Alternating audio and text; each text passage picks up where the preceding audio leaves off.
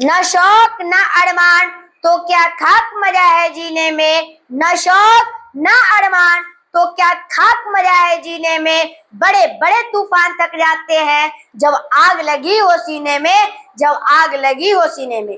दोस्तों, इसका अर्थ हम बोल दिए थे। हमको इस तरह जीना है। हमारे जिंदगी में कितने से कितने कठिनाइयां आएगी, समस्या आएगा, लेकिन उससे हटना नहीं है।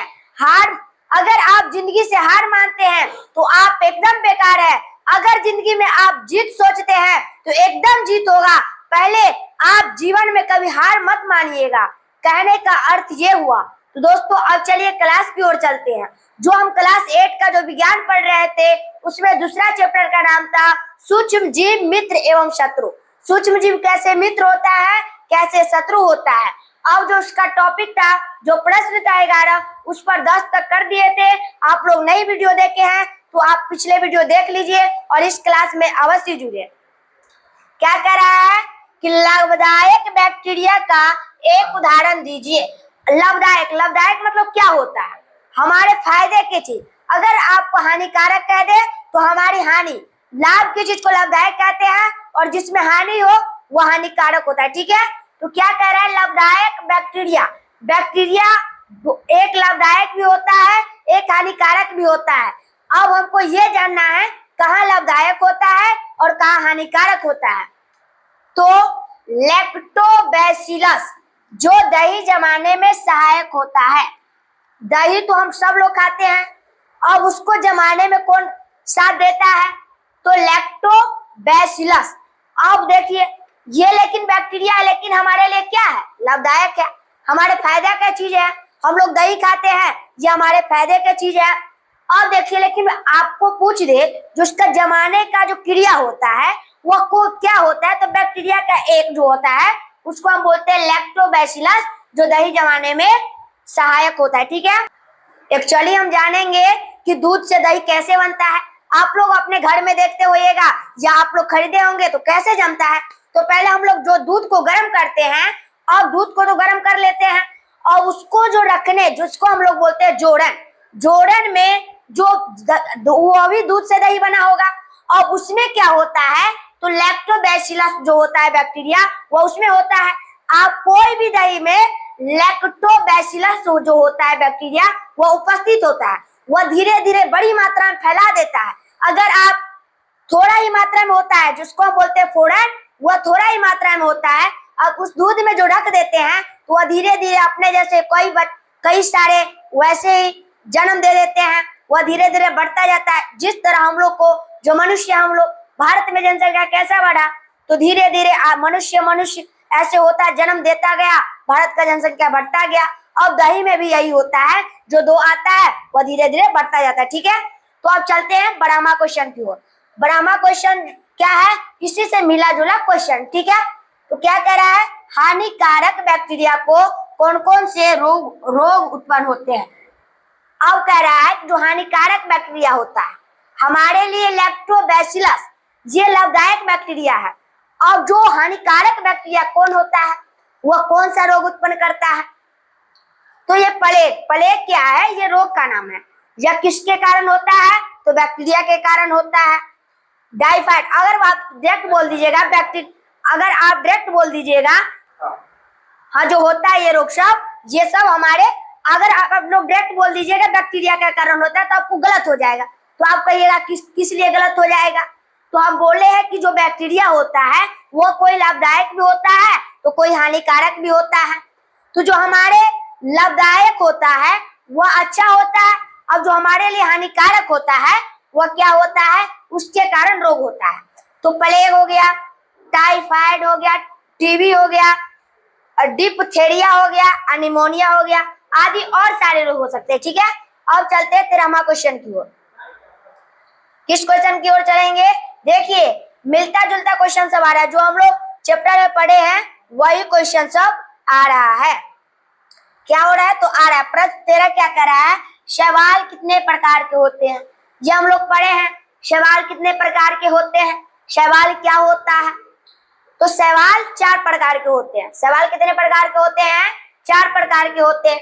डाइटम, हरा शैवाल, भूरा शैवाल और लाल शैवाल। देखिए कलर के हिसाब से 3 गो सवाल आ गया। अब हरा सवाल आ गया, भूरा सवाल आ गया, लाल सवाल हो गया, लाल सवाल हो गया। ये सब कलर के हिसाब से 3 तरह का होता है। एक तो डाइटम होने करता है, तो ये पूरा मिला के 4 प्रकार का सवाल होता है। ठीक है, अब 14वां क्वेश्चन भी इससे से ही मिलता जुलता क्वेश्चन सब हमारे पास आ रहा है। आप लोग को अगर ये सब नहीं बताएंगे तो यूं हमको लग रहा है आप लोग बना लीजिएगा। बताइए कौन कौन बच्चा से बना लेगा और कौन कौन नहीं बना पाएगा, आप लोग कमेंट में बताइए। अगर जो बच्चा पिछले वाला क्लास नहीं देखा होगा वह नहीं बना पाएगा, और जो वीडियो देखा है वह पक्का बना लेगा। तो कवक क्या होते हैं? वे पादप जो स्वयं भोजन संश्लित नहीं कर सकते। अब यहाँ पर कह रहा है वे पादप का मतलब क्या होता है? तो पेड़ पौधे होते हैं। आप लोग को कितना बार बताए, पादप विज्ञान भी अलग भाषा हो जाता है, अलग सब्जेक्ट हो जाता है, अलग विषय हो जाता है। जिस तरह हम हिंदी में क ख ग लिखते हैं उस तरह हम देखिए, हम पेड़ के एग्जाम्पल ले तो पेड़ को हम हिंदी में पेड़ बोलते हैं, संस्कृत में वृक्षा बोलते हैं और इंग्लिश में ट्री बोलते हैं, और उसको विज्ञान में पादप क्यों बोलते हैं। तो देखिए ये सब्जेक्ट बाय सब्जेक्ट के ऊपर डिपेंड करता है। तो इसीलिए आप लोग सोचिएगा ये इसको हिंदी में ऐसे कहते हैं और इंग्लिश में ये कैसे आ गया और संस्कृत में ये कैसे आ गया। तो ये सब्जेक्ट बाय सब्जेक्ट के ऊपर डिपेंड करता है। ठीक है, और कह रहा है कवक क्या होते हैं? तो वे पादप जो स्वयं का मतलब होता है खुद। स्वयं का मतलब क्या होता है? तो खुद होता है।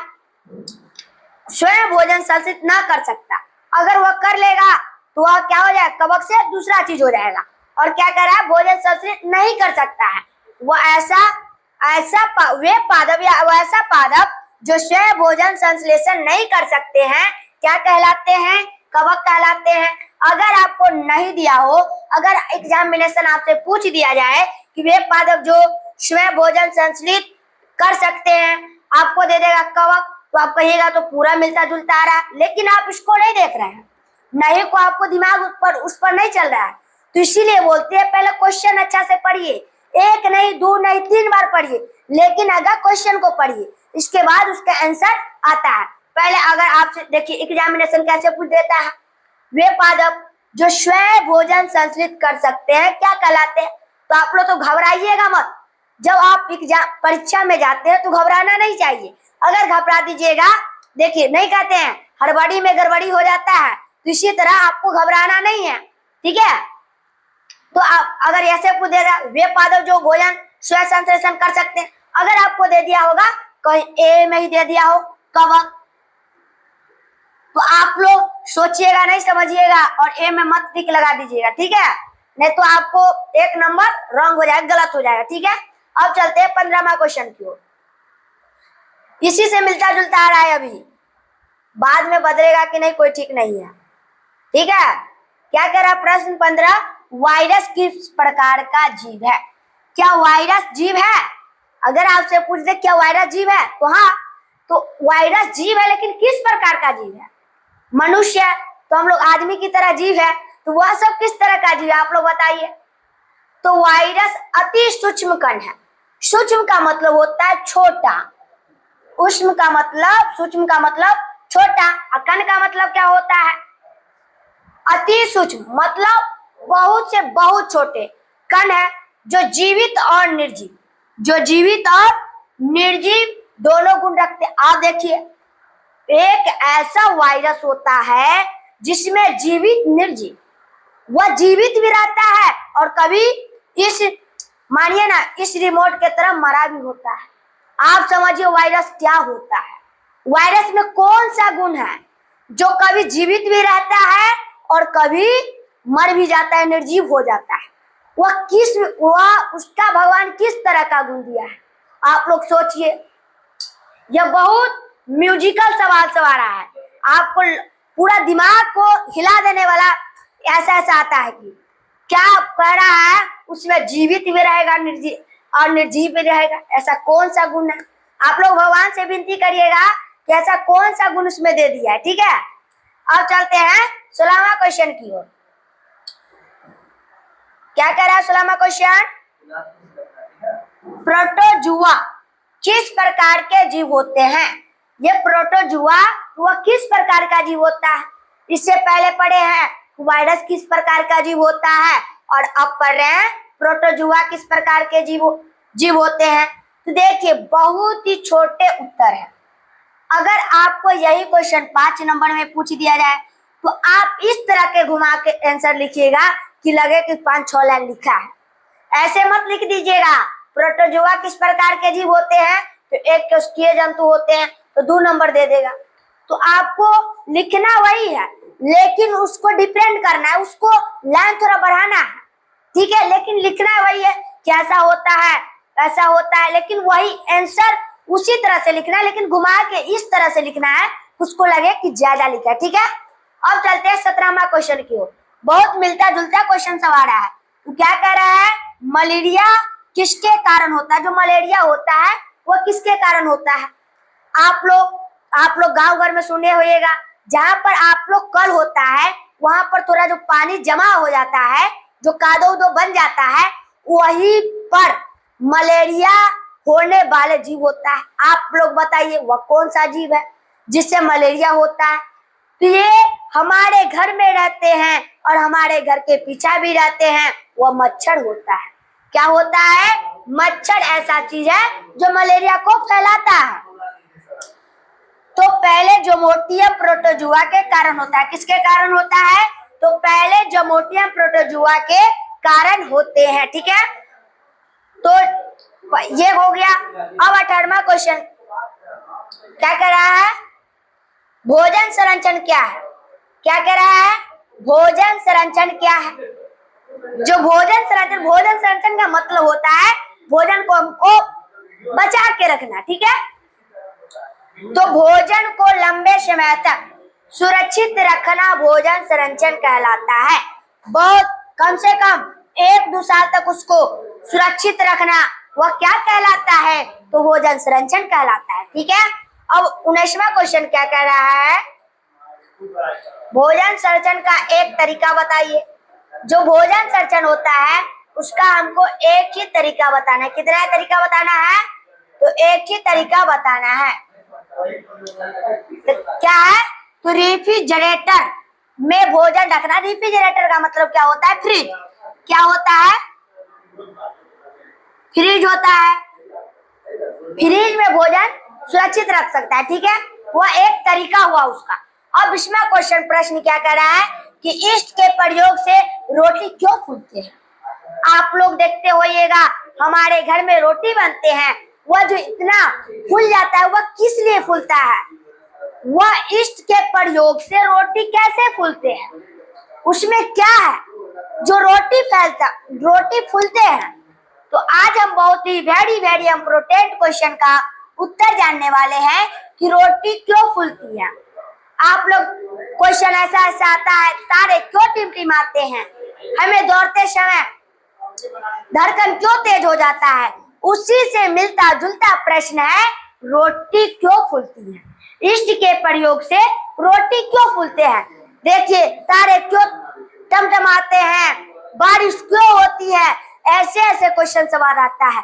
मनुष्य पृथ्वी पर क्यों आया, इस विश्व में 8 ही ग्रह क्यों है, वायुमंडल में 8 ही ग्रह क्यों है, 9 क्यों नहीं है, ऐसा प्रश्न भी होता है। आपको ये सब उत्तर जानना है, लेकिन जो ये सब क्वेश्चन होता है वे वेरी इम्पोर्टेंट क्वेश्चन होता है, ठीक है। तो ईस्ट के श्वसन से कार्बन डाइऑक्साइड निकलती है जिससे रोटी फूलती है। जो कार्बन डाइऑक्साइड निकलती है उससे रोटी फूलते हैं। तो चलिए आज के क्लास के लिए बाय बाय, फिर मिलेंगे दूसरे क्लास में। जय हिंद। आप लोग चैनल को सब्सक्राइब नहीं करते हैं तो आपके पास जो मैसेज और नोटिफिकेशन होता है वो कैसे गिरेगा। तो आप लोग चैनल को सब्सक्राइब करिए। अगर आप लोग नए हैं तो इस चैनल से जुड़िए। फिर मिलेंगे दूसरे क्लास में। Bye bye, Tata.